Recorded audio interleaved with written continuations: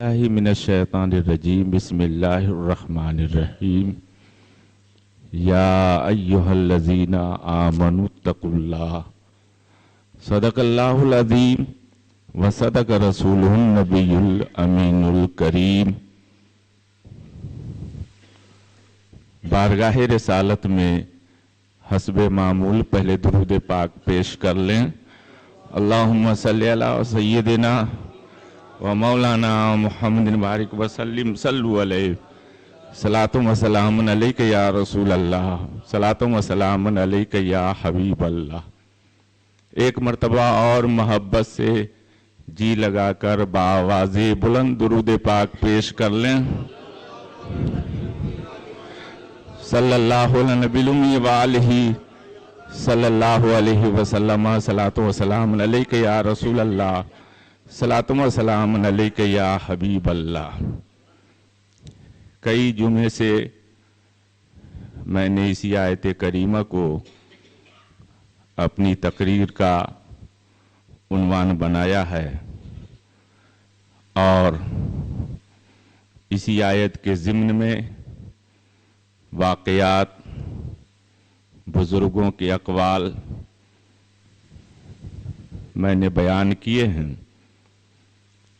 بزرگوں کی جو باتیں ہوتی ہیں وہ حکمت والی ہوتی ہے، لوگوں کو رشد و ہدایت ملتی ہے، اور پروردگار عالم بزرگوں کے نام کی برکت سے مشکلات بھی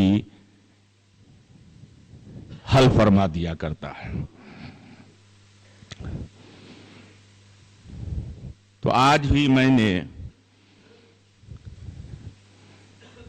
حضرت امام غزالی رحمۃ اللہ تعالی علیہ کے اقوال کو بیان کرنے کا عزم مصمم کیا ہے۔ اللہ تعالی حضرت امام غزالی کے اقوال کو سن کر ہم سب کو عمل کرنے کی سچی توفیق عطا فرمائے۔ امام غزالی وہ امام ہیں جو علم کے بھی امام ہیں اور تصوف کے بھی امام ہیں۔ علم شریعت میں بھی اللہ نے آپ کو کمال عطا فرمایا اور علم طریقت میں بھی اللہ تعالیٰ نے آپ کو اپنی نعمتوں سے نوازا۔ تو امام غزالی فرماتے ہیں تصوف کے 4 درجے ہیں۔ تصوف کے 4 درجے ہیں۔ آپ سوچیں گے بھئی تصوف کسے کہتے ہیں؟ تو تصوف کہتے ہیں ولایت کے درجات کو حاصل کرنے کے لیے، اللہ تعالیٰ کی بارگاہ میں قربت حاصل کرنے کے لیے، روحانیت پانے کے لیے، اور یوں سمجھ لیجئے کہ اللہ تعالیٰ کی بارگاہ میں کامیابی حاصل کرنے کے لیے یہ 4 درجے ضروری ہے۔ کسی بھی عمل کی مقبولیت کے لیے ان 4 باتوں کا ہونا ضروری ہے۔ تو آپ سن لیجئے، امام غزالی فرماتے ہیں کہ تصوف کے 4 درجے ہیں۔ پہلا درجہ علم شریعت کا، دوسرا درجہ اس علم پر عمل کرنے کا، تیسرا درجہ اس عمل میں اخلاص کا، اور چوتھا درجہ اللہ تعالی سے ڈرنے کا۔ 4 درجے ہیں تصوف کے، علم کا ہونا، اس علم پر عمل کا ہونا، عمل میں اخلاص کا ہونا، اور اخلاص کے بعد ان تینوں باتوں کی حفاظت کے لیے اللہ سے ڈرتے رہنا۔ باتیں تو بہت سادی ہے، لیکن اب دیکھیے تو صحیح معنوں میں اس میں سمندر سمویا ہوا ہے۔ حکمت اور معرفت اور اصلاح رشد و ہدایت کے لیے اس میں سمندر سمویا ہوا ہے انہی چار باتوں میں۔ اب یہ سوچے کہ علم کے بغیر کچھ بھی نہیں ہے، کچھ بھی نہیں ہے۔ بلکہ امام غزالی نے فرمایا کہ الناس کلہم یموت الا العلماء، کہ لوگ سب مردہ ہیں، لوگ سب مردہ ہیں، اگر زندہ ہیں تو وہ علم والے ہی زندہ ہیں۔ اب اسی سے اندازہ لگا لیجئے، سب مردہ ہیں۔ علم کی اہمیت کو بیان کرنے کے لیے انہوں نے بیان کیا کہ سب مردہ ہیں، علم والے ہی اصل میں زندہ ہیں۔ یہ زندہ تو سب ہیں، کھاتے ہیں، پیتے ہیں، دیکھتے ہیں، سنتے ہیں سب، لیکن روحانی اعتبار سے، دینی اعتبار سے اگر صحیح معنوں میں زندہ ہیں تو وہی لوگ جن کو اللہ تعالیٰ نے علم کی دولت سے مالا مال فرمایا ہے۔ اسی لیے حدیث ہے کہ من سار بالعلم حیا لم یمت ابدا، جو علم کی وجہ سے زندہ ہوا وہ کبھی نہیں مرتا ہے۔ علم کی وجہ سے آدمی چلا جاتا ہے، لیکن علم کی وجہ سے اس کا نام ہمیشہ کے لیے زندہ پائندہ رہتا ہے۔ اپنے گاؤں میں دیکھیں مولانا شمس الدین علیہ الرحمہ کا نام زندہ ہے، علم کی بنیاد پر زندہ ہے۔ اعلیٰ حضرت کا نام زندہ ہے، علم کی بنیاد پر زندہ ہے۔ امام اعظم کا نام زندہ ہے، علم کی بنیاد پر زندہ ہے۔ امام شافعی کا نام زندہ ہے تو علم کی بنیاد پر زندہ ہے۔ اب دیکھتے چلے جائیں گے کہ جن کو اللہ نے علم عطا فرمایا تھے تب زندہ، اور دنیا سے چلے گئے تب بھی زندہ ہیں۔ اسی لیے قرآن پاک میں علم کی بہت بڑی اہمیت بیان کی ہے۔ دیکھیں علم کے بغیر تو معرفت نہیں حاصل ہو سکتی، اس لیے کہ رب کا فرمان ہے انما یخشی اللہ من عبادہ العلماء، خشیت الہی علم کے بغیر نہیں حاصل ہوتی، خشیت الہی علم ہی سے حاصل ہوتی ہے۔ تو اللہ تعالیٰ کی معرفت علم کے بغیر حاصل نہیں ہو سکتی۔ اور قرآن پاک میں اللہ تعالیٰ نے فرمایا قُلْ هَلْ يَسْتَوِي الَّذِينَ يَعْلَمُونَ وَالَّذِينَ لَا يَعْلَمُونَ، اللہ تعالیٰ فرماتا ہے محبوب فرما دیجئے کہ کیا پڑھے لکھے اور ان پڑھ برابر ہو سکتے ہیں؟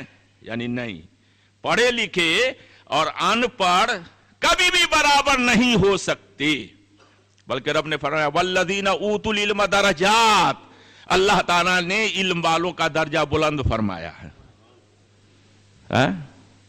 اور اللہ تعالیٰ فرماتا ہے وَقُلْ رَبِّ زِدْنِي عِلْمًا، اے محبوب آپ کہیے اے رب مجھے اور زیادہ علم عطا فرما۔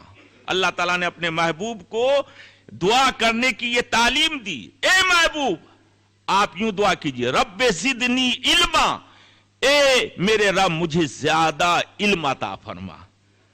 اب علماء فرماتے ہیں کہ اگر علم سے بڑھ کر کوئی اور نعمت ہوتی تو اللہ تعالیٰ اسی نعمت کی زیادہ طلبی کا اپنے محبوب کو حکم دیتا، لیکن اللہ تعالیٰ کی یہاں سب سے بڑی نعمت علم، اس لیے اللہ تعالیٰ نے اپنے حبیب کو علم کی زیادہ طلبی کے لیے دعا کرنے کا حکم دیا رب زدنی علما۔ علماء فرماتے ہیں صوفیاء اکرام جو 40 مرتبہ یہ آیت پڑھ لے رب زدنی علما اور دم کر کے پی لے تو اللہ تعالیٰ اس کے علم میں اضافہ عطا فرماتا ہے، اس کے علم میں اللہ تعالیٰ زیادتی عطا فرماتا ہے، اور اللہ تعالیٰ اس کا حافظہ جو ہے وہ قوی اور مضبوط بنا دیتا ہے۔ تو علم کی ایک بہت بڑی شان ہے، بہت بڑی شان ہے۔ سب سے پہلی آیت کون سی نازل ہوئی تھی؟ اقرا باسم ربک الذی خلق۔ پہلی آیت یہی تو نازل ہوئی تھی، وہی جو پہلی نازل ہوئی غار حرا میں یہی تھی، اور اس میں یہی پڑھنے کا حکم دیا گیا، پڑھنے ہی کا حکم دیا گیا۔ معلوم یہ ہوا کہ سب سے زیادہ اہل ایمان کے لیے علم کی ضرورت ہے، اور علم ہی بہت بڑی نعمت ہے، اس لیے اللہ تعالیٰ نے سب سے پہلے جو آیت کریمہ نازل فرمائی اس میں پڑھنے ہی کا حکم دیا گیا۔ اور اللہ کے رسول خود ہی فرماتے ہیں العلماء ورثۃ الانبیاء، علماء جو ہے نبیوں کے وارث ہیں، نبیوں کے وارث ہیں۔ کیا مطلب؟ ہم آپ اگر ورثہ چھوڑتے ہیں تو زمین چھوڑ گئے، دولت چھوڑ گئے، روپیہ چھوڑ گئے، مال و اسباب چھوڑ گئے، تو یہ ہم لوگ ترکہ میں یہ چھوڑتے ہیں۔ نبی اپنے ترکہ میں زمین نہیں، جائیداد نہیں، مکان نہیں، دولت نہیں، سرمایہ نہیں، نبی اگر اپنی وراثت میں چھوڑتے ہیں تو وہ علم دین مصطفیٰ کو چھوڑتے ہیں۔ اس لیے علماء کو کہا گیا یہ ہمارے وارث یہی ہے، علماء وارث ہیں، چونکہ علم کے وارث وہی بنتے ہیں، تو علم کی شان اس سے ظاہر ہوتی ہے۔ تو امام غزالی فرماتے ہیں تصوف کے 4 درجے ہیں۔ پہلا درجہ علم کا، علم ہونا چاہیے۔ دوسرا درجہ ہے عمل کا، اس علم پہ عمل ہو، کیونکہ علم پہ عمل نہیں ہے تو وہ علم ہی نہیں، وہ علم ہی نہیں۔ قرآن میں اللہ تعالیٰ فرماتا ہے، میں آیت کریمہ کا مفہوم بتا رہا ہوں کہ قرآن پاک میں اللہ تعالیٰ نے فرمایا کہ جن کو اللہ تعالیٰ نے تورات کا علم دیا اور اس پر عمل نہیں کیا تو اس کی مثال اس گدھے جیسی ہے کہ کتابوں کا بوجھ اپنے پیٹھ پہ لادے ہوئے ہے۔ یہ قرآن کی آیت کریمہ کا میں مفہوم بتا رہا ہوں کہ جس کو تورات کا علم دیا گیا اور علم اس پر عمل نہیں کیا تو اس کی مثال ایسی ہے کہ جیسے اس گدھے جیسی ہے کہ جس کی پیٹھ پر کتابوں کا بوجھ لدا ہوا ہے، اور جو اپنی پیٹھ پر کچھ کتابوں کا بوجھ لادے ہوئے ہے۔ کیا مطلب؟ اگر گدھے کے اوپر کتابوں کا بوجھ لاد دیں تو کیا وہ عالم بن جائے گا؟ اور اس کتاب کے بوجھ کی وجہ سے اس کو کوئی فائدہ ہوگا؟ نہیں، فائدہ تو اسے ہوگا کہ جو پڑھا اور پڑھ کر اس پر عمل کیا۔ جس نے علم پڑھا اور پڑھ کر اس پر عمل کیا تو وہی علم ہے، اور اسی علم کو علم نافع کہا جاتا ہے۔ اس لیے علم کے لیے ضروری ہے اس پر عمل کرنا۔ اور شیخ سعدی نے کہا ہے گلستہ میں، علم چندہ کے بیشتر خانی، چو عمل در تو نیست نادانی۔ علم چاہے جتنا پڑھ لے، جتنا پڑھ لے، سقراط بن جا، بقراط بن جا، خوب بن جا، لیکن اگر تمہارے اندر عمل نہیں ہے تو یہ تو بے علم ہے، تو نادان ہے، تو بے وقوف ہے۔ علم سے زیادہ علم پڑھے تو اس پر عمل ہونا چاہیے، وہی علم نفع دیتا ہے، وہی علم فائدہ مند ہے۔ اور اگر اس علم پر عمل نہیں کیا تو سمجھئے کہ وہ علم فائدہ دینے والا نہیں ہے، وہی علم اس کو نقصان پہنچائے گا۔ وہ علم سو ہے، وہ علماء سو ہیں کہ جو علم پر عمل نہیں کرے تو وہ برے علماء ہیں، اور برے علماء کا ٹھکانہ جہنم ہے۔ آپ نے پڑھا ہے، حدیث ہے بہت مشہور، سب سے پہلے جہنم میں جو جائیں گے کون جائیں گے؟ یہی تو عالم قاری جائیں گے۔ کیوں جائیں گے؟ علم پر عمل نہیں کیا ہوگا، علم اللہ کے لیے حاصل نہیں کیا ہوگا، جہنم میں جائیں گے۔ شہید اسی لیے جائیں گے اخلاص کے ساتھ عمل نہیں کیا ہوگا. اس لیے علم پر عمل ضروری ہے. تو امام غزالی فرماتے ہیں تصوف کے 4 درجے، پہلا علم کا، دوسرا عمل کا، یعنی علم کے بعد اس پر عمل ہو، اور تیسرا ہے عمل کے بعد اس عمل میں اخلاص ہو. آپ نے علم بھی حاصل کر لیا اور علم کے بعد عمل کیا، تو اب عمل بھی تو ہونا چاہیے اللہ کے لیے. جو عمل ہمارا ہو اس میں اخلاص ہو. اخلاص کہتے کسے ہیں؟ اخلاص کہتے ہیں کہ جو کام ہم کریں اللہ تعالی کی رضا اور اس کی خوشنودی کے لیے کریں، اپنے نفس کے لیے نہ کریں، دکھاوے کے لیے نہ کریں، شہرت کے لیے نہ کریں، نام نمود کے لیے نہ کریں، بلکہ جو کام عمل کریں وہ اللہ اور اللہ کے رسول کی رضا کے لیے کریں، تو وہی اسی کو کہتے ہیں عمل میں اخلاص. وہ با اخلاص عمل ہمارا ہوا. با اخلاص عمل ہی کام آئے گا. اور اگر جس عمل میں اللہ تعالیٰ کے لیے رضا نہیں، اس کی خوشنودی کا خیال نہیں، اپنے نفس کے لیے کیا، اپنے نفس کو خوش کرنے کے لیے کیا اور ناموری شہرت کے لیے کیا، تو اس کا کوئی بھی اجر نہیں ملے گا. قیامت کے دن اس نیکیوں کا کوئی حصہ نہیں. حضرت ابو سعید خدری فرماتے ہیں کہ قیامت کے دن بعض بندوں کے اعمال نیکیاں مکہ کے پہاڑوں کے مثل ہوں گے. مکہ میں جتنے پہاڑ ہیں ان پہاڑوں کے مثل نیکیاں ہوں گی بعض بندوں کے. لیکن جب ایمان پر، میزان عمل پر تولا جائے گا، میزان پر لایا جائے گا، ان عملوں کو تولا جائے گا، تو وہ اس کا کوئی بھی عمل وہاں کچھ نہیں ہوگا. میزان پر کوئی نیکی اس میں نہیں ہوگی، پلڑا بالکل ہلکا خالی.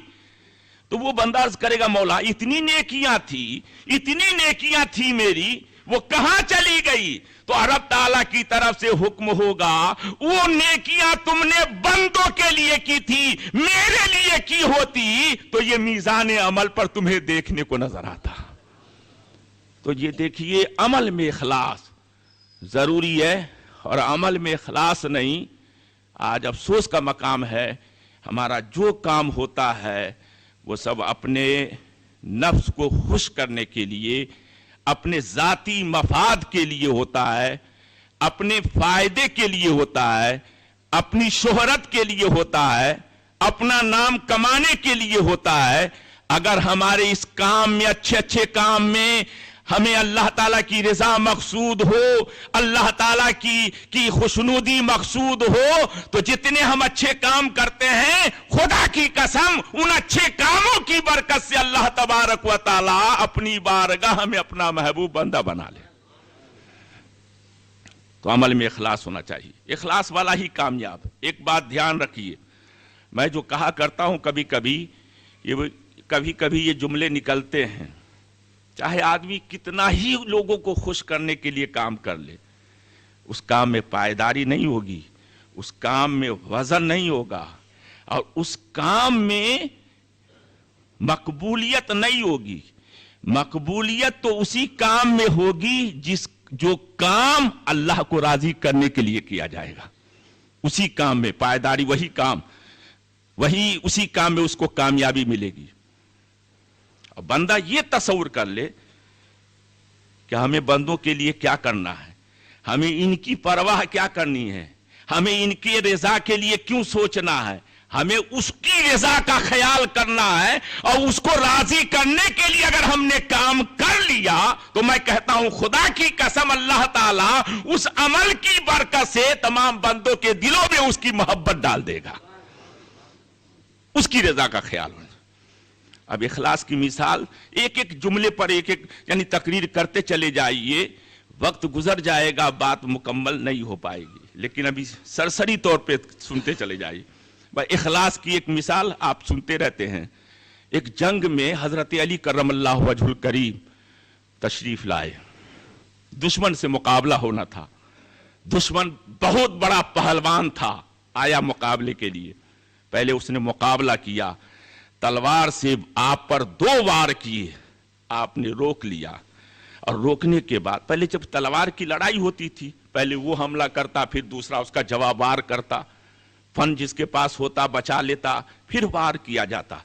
تو حضرت علی کرم اللہ وجہ الکریم پر پہلے دشمن نے تلوار سے 2 وار کیے، آپ نے روک لیا اسے، آپ نے اس کے وار کو ناکام بنا دیا، اور پھر آپ نے جب اپنی تلوار اٹھائی ہے تو تلوار اٹھاتے ہی وہ لرز گیا اور اس کے کمر کا پٹکا آپ نے اپنے بائیں ہاتھ سے پکڑا اور پکڑ کر پھر سیدھے زمین پہ پٹک دیا اور سینے پہ سوار ہو گئے، بیٹھ گئے۔ اب وہ کانپ رہا ہے، لرز رہا ہے، اس حال اپنے آپ نے سوچا کہ اب اس کا سر قلم کر دے، اس کی گردن کاٹ دے۔ اس وقت اس نے کیا کیا؟ آپ کے چہرے پر تھوک دیا، چہرے پر تھوک پھینک دیا، تو آپ نے تلوار نیچے رکھ دی اور کہا جا میں تجھے چھوڑتا ہوں، اب میں تجھے قتل نہیں کروں گا۔ وہ کھڑا ہو گیا، کہنے لگا اے علی میں دشمن ہوں تمہارا، اسلام کا دشمن ہوں، اور میں نے تم پر وار کیے، تم نے اپنے فن سے روک بھی لیا، اور ابھی تم میرے اوپر غالب آ گئے، سینے پر سوار ہوں، تم مجھے قتل کر سکتے تھے لیکن تم نے چھوڑ دیا۔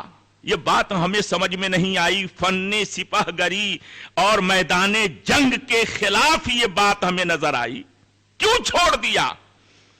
تو کہا سن، میں گھر سے نکلا تھا اللہ کی رضا کے لیے،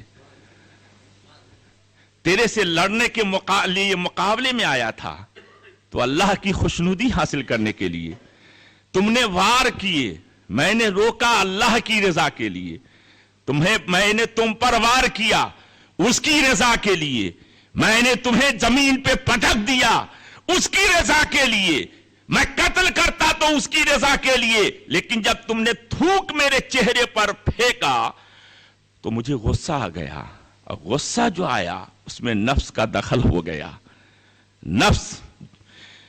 یہ نفس میرا غصے میں آ گیا۔ اب میں اگر قتل کرتا تو اللہ کی رضا مکمل طور پر میرے دل میں نہیں باقی رہتی، اس لیے میں نے سوچا کہ کام جو ہو تو اللہ کی رضا کے لیے اخلاص کے ساتھ ہو، غیر کا کی اس میں شرکت نہیں ہو۔ لیکن جب میرا نفس غصے میں آ گیا، اب میں قتل کرتا تو اس میں میرا نفس بھی شریک ہو جاتا، اور میں نہیں چاہتا ہوں کہ کسی اچھے کام میں اللہ کے ساتھ کوئی اور شریک ہو جائے، اس لیے میں نے قتل کا ارادہ ترک کر دیا، چھوڑ دیا۔ اب اس کے دل میں ایمان کی روشنی پیدا ہو گئی، دل کا کفر چھٹنے لگا، چہرے پر کا رنگ بدلنے لگا۔ کہا اے علی، ارے مجھے کیا معلوم کہ اسلام اتنے اچھے اخلاص کی تعلیم دیتا ہے، اب تم نے اخلاص کا نمونہ پیش کیا تو میں بھی اب محبت اسلام کا نمونہ پیش کرتا ہوں۔ کہا اے علی، میں کلمہ پڑھتا ہوں اور تمہارے نبی کا کلمہ پڑھ کر میں آج سے سچا مسلمان ہوتا ہوں، لا الہ الا اللہ محمد الرسول اللہ، کلمہ پڑھ کر مسلمان ہو گیا۔ اور اس پہلوان نے کہا اے علی، آج تک یہ تلوار اسلام کے خلاف چلتی رہی، اب آج کے بعد اسلام کی حمایت میں یہ تلوار ہمیشہ بے نیام رہے گی۔ یہ ہے اسلام، اسلام تیری نبض نہ ڈوبے گی حشر تک، تیری رگوں میں خون ہے رواں چار یار کا۔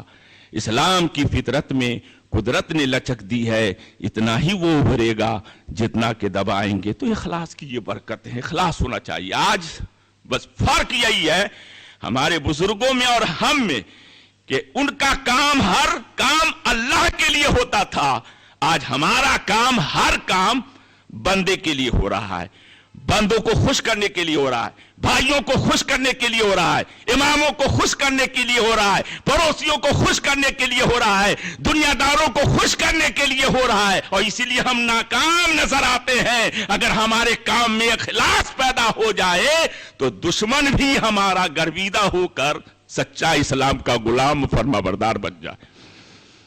تو تین باتیں میں نے کہی، یہ تیسرا درجہ ہے تصوف کا اخلاص، اور اخلاص کے بعد کیا ہے؟ یہ ڈرنا۔ آپ اخلاص سے عمل کیا۔ دیکھیے شیطان جو ہے نا، یہ چور ہے، چور جیسے چور یہ اس فراق میں رہتا ہے کہ کس دروازے سے ہم اس کے گھر میں داخل ہو جائیں، اس کا مال چرا لے۔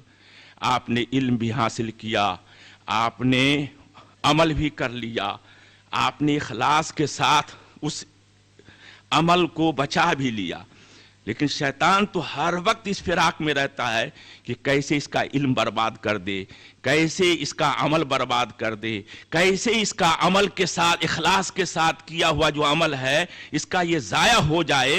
شیطان اسی فراق میں رہتا ہے، اسی فراق میں رہتا ہے۔ اگر ہم نے اس کی حفاظت نہیں کی تو کسی وقت بھی یہ اخلاص والا عمل ہمارا برباد ہو سکتا ہے۔ شیطان اگر آ کے کہہ دے ارے تم تو سب سے بڑے اچھے ہو، تم اتنے بڑے عالم ہو، تمہارے مقابلے میں کوئی عالم نہیں، تھوڑا زوم آیا۔ خدا جب حسن دیتا ہے نزاکت آئی جاتی ہے۔ اللہ تعالیٰ کسی کو علم دیتا ہے تو شیطان وار کرتا ہے، بڑے عالم ہو، تم تو اپنے کو بڑے سمجھو، بڑا بن کر رہو، حکمرانی کرو، حکم چلاؤ۔ گیا علم کی جو شان ہے اور علم کی جو فضیلت ہے وہ نکل گئی۔ آپ نے علم پہ عمل کیا، بہت عمل کیا، شیطان کہے گا اوہ ہو تم تو اتنے بڑے عابد ہو، اتنے بڑے عمل کرنے والے ہو، اتنے بڑے پرہیزگار ہو، اتنے بڑے تقویٰ شعار ہو، تمہارے برابر کوئی نہیں۔ یہ خیال آیا میں تو سب سے میں اچھا ہوں، میں تو سب میں بڑا عمل کرنے والا ہوں، بس گیا آپ کا عمل، اب ثواب نہیں مل پائے گا۔ آپ نے عمل کو بھی کیا اور اخلاص کے ساتھ ڈر ہے، لیکن خدا کی قسم اب ان سب کو بچانے کے لیے ہر وقت اللہ تعالیٰ سے ڈرتے رہنا۔ اے اللہ میرا عمل ضائع نہ ہو، اے اللہ میری نماز ضائع نہ ہو، اے اللہ میرا علم جو ہے مجھے نفع دینے والا رہے، اے پروردگار میں نے جو نیکیاں کی ہیں وہ نیکیاں مولا محفوظ رہے، تو اپنے کرم سے بچائے رکھ روتا رہے، اپنے عمل کی حفاظت کے لیے ہر وقت اللہ تعالیٰ کی بارگاہ میں خوف زدہ رہے، آنسو بہاتا رہے، ڈرتا رہے، تو اللہ تعالیٰ اس کی ایمان عمل اخلاص کے ساتھ جو کیا ہوتا اس کی حفاظت فرما لیتا۔ اس لیے اللہ تعالیٰ سے ڈرتے رہنا۔ یا ایھا الذین آمنوا اتقوا اللہ، اے ایمان والو اللہ سے ڈرو۔ سیدنا صدیق اکبر تو کہتے تھے کاش میں پرندہ ہوتا۔ حضرت عمر فرماتے کاش میں یہ تنکا ہوتا، میں عمر نہ ہوتا، میں یہ تنکا ہوتا۔ کیوں کہ تنکا سے سوال نہیں ہوگا، پرندوں سے سوال نہیں ہوگا، یہ مٹی بنا دیے جائیں گے، لیکن ہم تو انسان ہیں، ہم سے سوال ہوگا۔ یہ بزرگوں کا خوف تھا، ڈر تھا، تو ان کا ایمان بچا، عمل بچا، اور علم نے ان کو نفع پہنچایا۔ حضرت فضیل بن عیاض رضی اللہ تعالی عنہ ڈاکو تھے، بہت بڑے ڈاکو تھے، بہت بڑے ڈاکو۔ اب سوچیے اتنے بڑے ڈاکو تھے کہ رات میں اس علاقے سے کوئی سفر نہیں کرتا، کہتا رات ہو گئی ہے ٹھہر جاؤ، فضیل ڈاکو کا علاقہ آ گیا، لوٹ لیے جاؤ گے۔ چلے ڈکیتی کرنے کے لیے ایک مکان کی دیوار پر چڑھ کر اور گھر میں اترنا چاہا، گھر سے قرآن پڑھنے کی آواز آئی۔ آیت کا ترجمہ یہ، اے ایمان والو کیا اب بھی اللہ کے ڈر سے تمہارے دل کانپ نہیں رہے؟ کیا اب بھی ایمان کے لیے تمہارے دل میں رحم پیدا نہیں ہوا؟ تمہارے دل نہیں کانپے؟ یہ آیت تیر بن کر دل میں اتر گئی، رونے لگ گئے، یا اللہ میرا دل ابھی تک کانپ نہیں رہا گناہ سے، نافرمانی سے۔ دیوار سے اتر گئے، کہا میں اب ڈکیتی نہیں کروں گا، اب آج کے بعد کسی کے گھر میں ڈاکہ زنی نہیں کروں گا۔ چلے گئے میدان جنگل میں، رو رہے تھے، زاروں قطار رو رہے تھے۔ ایک قافلہ آیا، سوچا آدمی موجود ہے یہیں پہ ٹھہر جاؤ، سب آپس میں بات کرنے لگے، ارے لے یہیں پہ ٹھہر جاؤ، یہیں پہ ٹھہر جاؤ، ارے یہ علاقہ فضیل بن عیاض ڈاکو کا ہے، مال لوٹ لے گا، قتل کر دے گا، سب ہلاک ہو جاؤ گے، ٹھہر جاؤ۔ اور یہ جملہ سن کر یا اللہ میرے ناف سے تیری مخلوق اس قدر خوف زدہ ہے، اے پروردگار کیا عالم ہوگا، میں کتنا بڑا مجرم ہوں، میں کتنا بڑا پاپی ہوں کہ میرے نام سے یہ تیری مخلوق خوف زدہ ہے۔ عہد کر لیا کہ آج کے بعد ڈاکہ زنی نہیں کروں گا، اور آج کے بعد بیت اللہ شریف میں جا کر ہمیشہ کے لیے جھاڑو لگا کر خانہ کعبہ کی خدمت کروں گا۔ چلے گئے، علم ظاہر پڑھا، علم باطن حاصل کیا، اور وہ مقام حاصل کیا کہ حضرت فضیل بن عیاض علم حدیث کے امام بن کر چمکے، اور اللہ کے ولیوں میں حضرت جنید بغدادی کے دادا پیر بن گئے، غوث اعظم کے پردادا میں آپ کا نام شمار ہوا، اور جس دن آپ کا انتقال ہوا تو حضرت امام وکیع نے فرمایا آج دنیا سے خوف خدا رخصت ہو گیا۔ یہ ہے، تو اس لیے ہمیں آپ کو اللہ سے ڈرنا، یہ ڈرنا جو ہے گناہ سے بچنے کا بہترین ذریعہ ہے۔ اور افسوس ہے یہی کہ ہمارا دل سیاہ ہو گیا، جھوٹ بول کر، اللہ کی نافرمانی کرنے کی وجہ سے، حرام روزی کی وجہ سے ہمارا دل سیاہ ہو گیا، اور اسی لیے ہمارے دلوں پر کوئی بات اثر نہیں کر پا رہی ہے، اور ہم بے باک ہو کر اللہ تعالیٰ کی نافرمانی کرتے چلے جا رہے ہیں۔ اللہ تعالیٰ ہم سب کے دلوں میں خوف خدا عطا فرمائے، گناہوں سے بچائے، بزرگوں کے اقوال پر عمل کرنے کی سچی توفیق عطا فرمائے، اور ہم سب ایک اور نیک بن کر زندگی گزاریں۔ وما علینا الا البلاغ۔ السلام علیکم ورحمۃ اللہ وبرکاتہ۔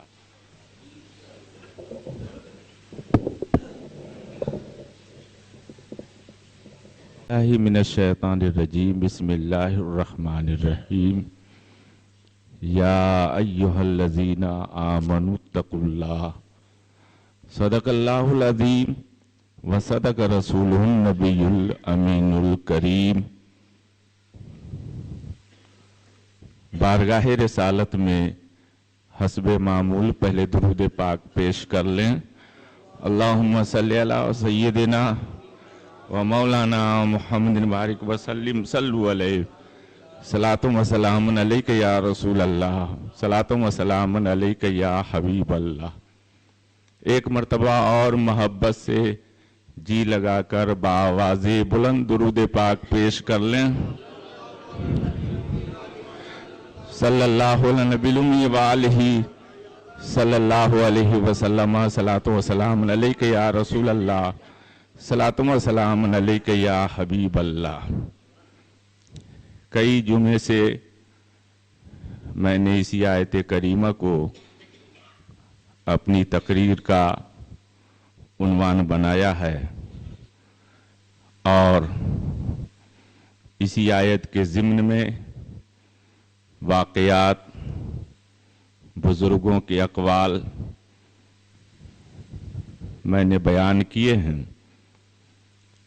بزرگوں کی جو باتیں ہوتی ہیں وہ حکمت والی ہوتی ہے، لوگوں کو رشد و ہدایت ملتی ہے، اور پروردگار عالم بزرگوں کے نام کی برکت سے مشکلات بھی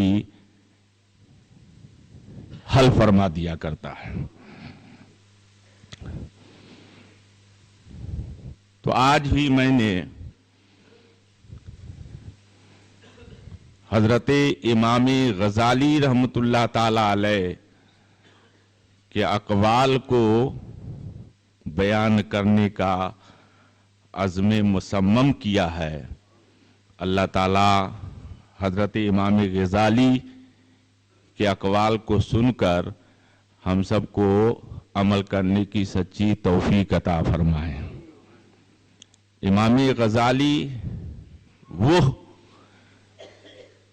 امام ہیں جو علم کے بھی امام ہیں اور تصوف کے بھی امام ہیں۔ علم شریعت میں بھی اللہ نے آپ کو کمال عطا فرمایا، اور علم طریقت میں بھی اللہ تعالیٰ نے آپ کو اپنی نعمتوں سے نوازا۔ تو امام غزالی فرماتے ہیں تصوف کے 4 درجے ہیں. تصوف کے 4 درجے ہیں. آپ سوچیں گے بھئی تصوف کسے کہتے ہیں؟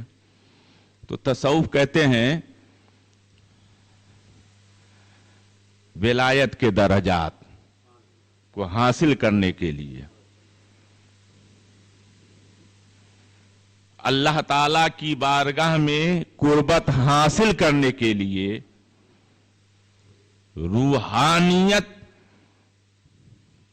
پانے کے لیے،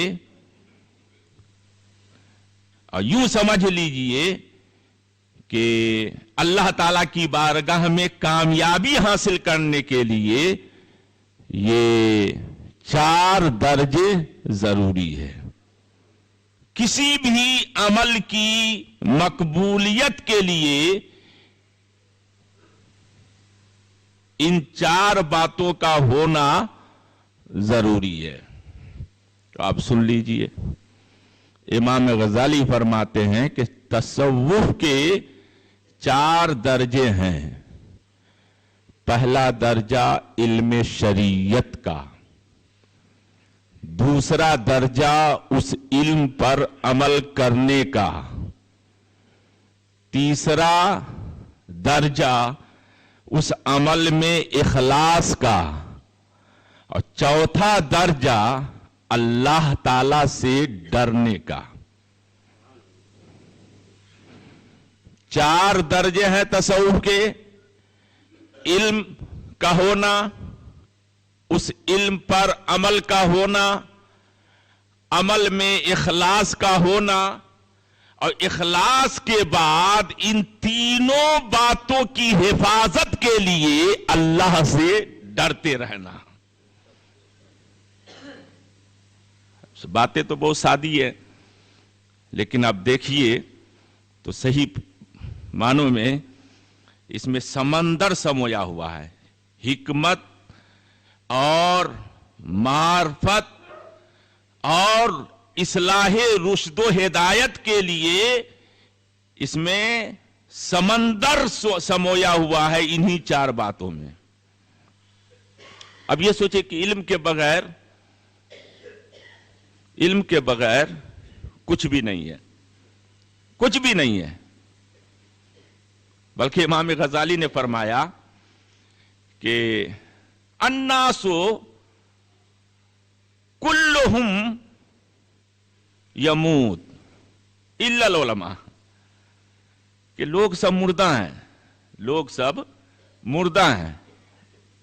اگر زندہ ہیں تو وہ علم والے ہی زندہ ہیں. اب اسی سے اندازہ لگا لیجئے، سب مردہ ہیں. علم کی اہمیت کو بیان کرنے کے لیے انہوں نے بیان کیا کہ سب مردہ ہیں، علم والے ہی اصل میں زندہ ہیں. زندہ تو سب ہیں، کھاتے ہیں، پیتے ہیں، دیکھتے ہیں، سنتے ہیں سب، لیکن روحانی اعتبار سے، دینی اعتبار سے اگر صحیح معنوں میں زندہ ہیں تو وہی لوگ جن کو اللہ تعالیٰ نے علم کی دولت سے مالا مال فرمایا ہے. اسی لیے حدیث ہے کہ من سار بالعلم حیا لم یمت ابدا، جو علم کی وجہ سے زندہ ہوا وہ کبھی نہیں مرتا ہے. علم کی وجہ سے آدمی چلا جاتا ہے، لیکن علم کی وجہ سے اس کا نام ہمیشہ کے لیے زندہ پائندہ رہتا ہے. اپنے گاؤں میں دیکھیں مولانا شمس الدین علیہ الرحمہ کا نام زندہ ہے، علم کی بنیاد پر زندہ ہے. اعلیٰ حضرت کا نام زندہ ہے، علم کی بنیاد پر زندہ ہے. امام اعظم کا نام زندہ ہے، علم کی بنیاد پر زندہ ہے. امام شافعی کا نام زندہ ہے، تو علم کی بنیاد پر زندہ ہے. اب دیکھتے چلے جائیں گے کہ جن کو اللہ نے علم عطا فرمایا تھے تب زندہ، اور دنیا سے چلے گئے تب بھی زندہ ہیں. اسی لیے قرآن پاک میں علم کی بہت بڑی اہمیت بیان کی ہے. دیکھیں علم کے بغیر تو معرفت نہیں حاصل ہو سکتی، اس لیے کہ رب کا فرمان ہے انما یخشی اللہ من عبادہ العلماء، خشیت الہی علم کے بغیر نہیں حاصل ہوتی، خشیت الہی علم ہی سے حاصل ہوتی ہے۔ تو اللہ تعالیٰ کی معرفت علم کے بغیر